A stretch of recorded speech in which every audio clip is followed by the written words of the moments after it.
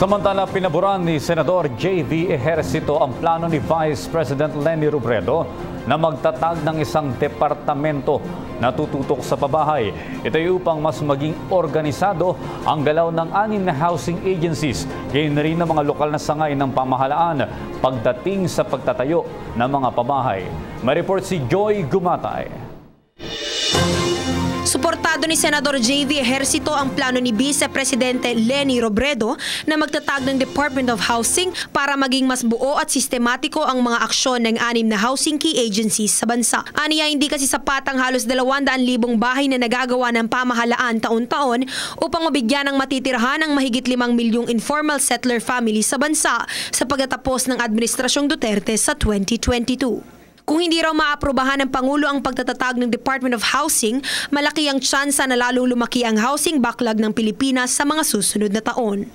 I'm hoping also yung aming counterpart sa House ay may fast track so that by next year, we will have already a Department of Housing that would really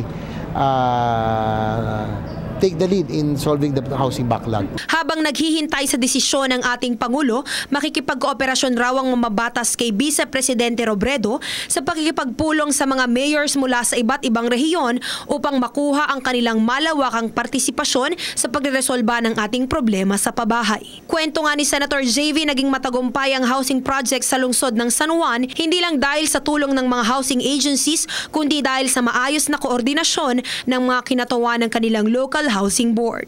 Kasi yung local government unit talagang took part, no? Talagang siya ang nag-provide ng land, which is the biggest, kumbaga yun ang pinakamahal na factor sa pagpagawa ng pabahay.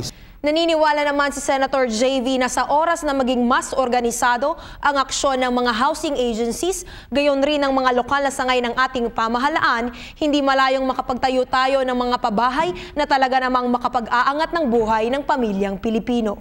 Para sa PTV News, Joy Gumatay. Ako po si Cathy San Gabriel. Subscribe na sa PTV YouTube channel. I-click lang po ang subscribe button.